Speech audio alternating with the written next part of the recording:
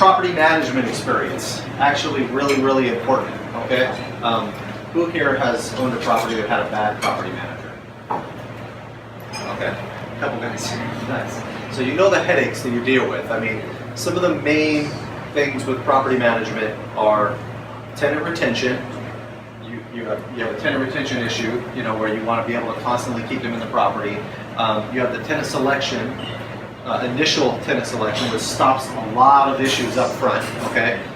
You have accounting, you have how do they handle delinquencies, how do they handle leasing and marketing, how do they understand the tenant landlord laws in the area, what are, you know, and how do they deal with preventative maintenance. Not all these managers are created equally.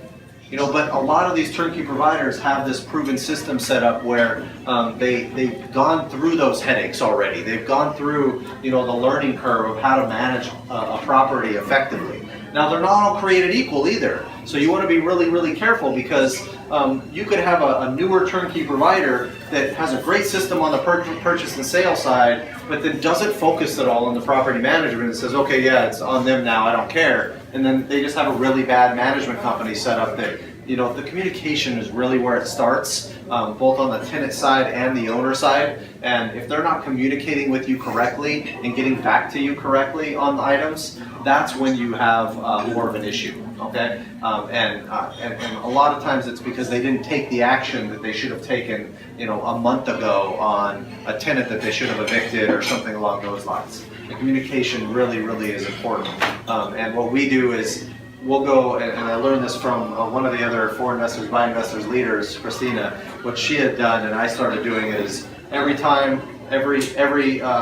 week I'll go and I'll send a question, a Q&A to the property manager, and and if I don't hear back within a couple of days, I'm sending a follow-up email. If I don't hear back within a couple of days, I'm doing a phone call. So you want to make sure that you are stringent and push really hard on getting that communication from these property managers.